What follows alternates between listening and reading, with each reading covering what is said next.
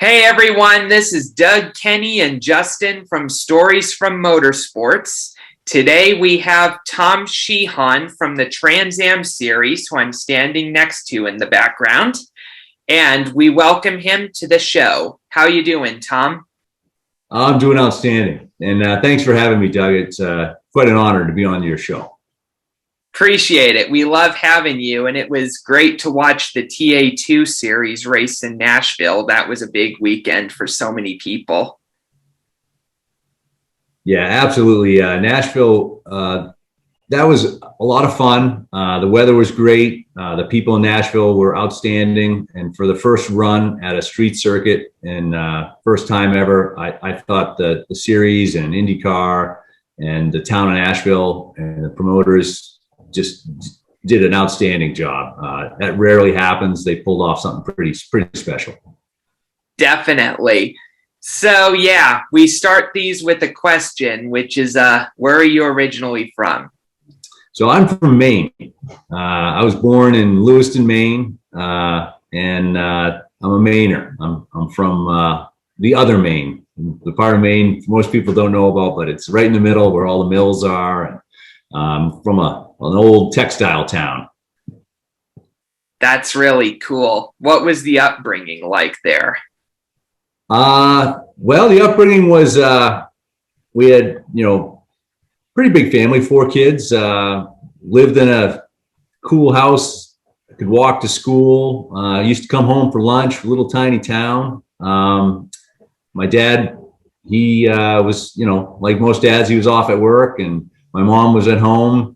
So as a child, I probably had the last of the most awesome upbringings you can have in America. My mom used to make my sandwich at lunch for me when would walk home from school to have it.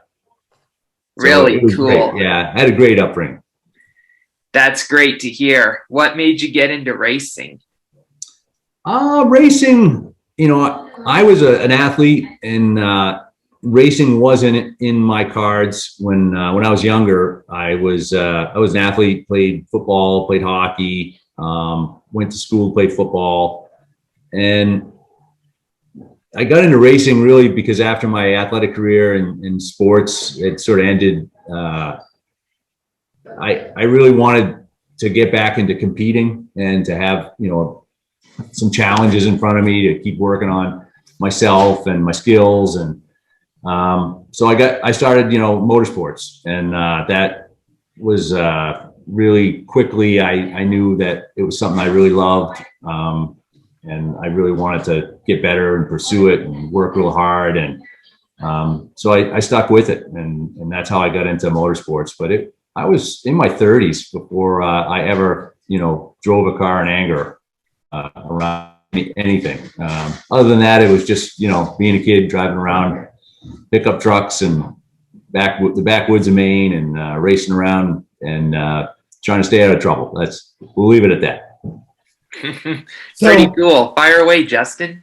So I just want to follow up with that. So you say you just literally probably got into racing in your late 30s. So what are the goals for your racing career as far as NASCAR, road course racing, or anything?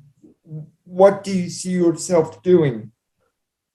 Well, when I got into racing, I started in club racing, and that was a great opportunity where it was fairly low cost. I had a lot of friends that I met through club racing that can help you move on to some higher levels of racing.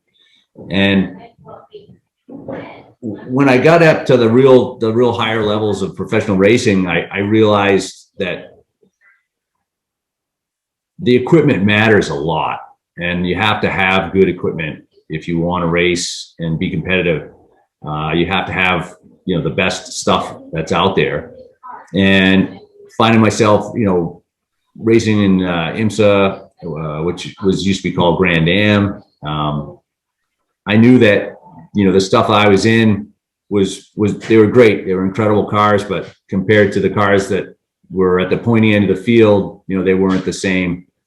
And that's really where my love for Trans Am racing and TA2 came from. Was I realized that was a series that had equipment costs that were controlled, and the opportunity to get into race cars that were, competitive and ready to run up front, and that this was my chance.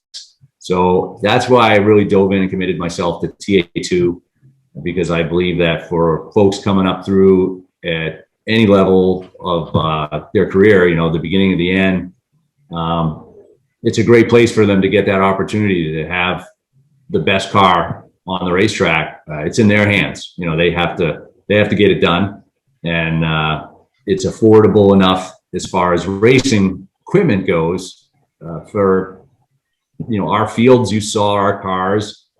They're all very competitive. All those cars are they're designed to be very, very equal, and it's in the driver's hands at that point. That's really cool. That's what I loved about the Trans Am series. Was it seemed like, compared to what you'd find in NASCAR, everybody had a chance to win an equal one, Yes, and I think that's part of its popularity, where you see the large fields, where some names, some guys that have made a name for themselves in motorsports, that we are fortunate enough to get out there on track and race with. And there are a lot of guys that you've never heard of, and some of them are pretty quick. Some of them can get it done, and that's what makes it a lot of fun. Is you got to stay up on the wheel, and the guys you're racing, they all have the same equipment you have. You don't have an advantage on them mechanically, or you just have to go out and get it done. You got to drive the car. Yeah, and in Nashville, you had even some NASCAR names in there, like Boris Said and Daniel Suarez.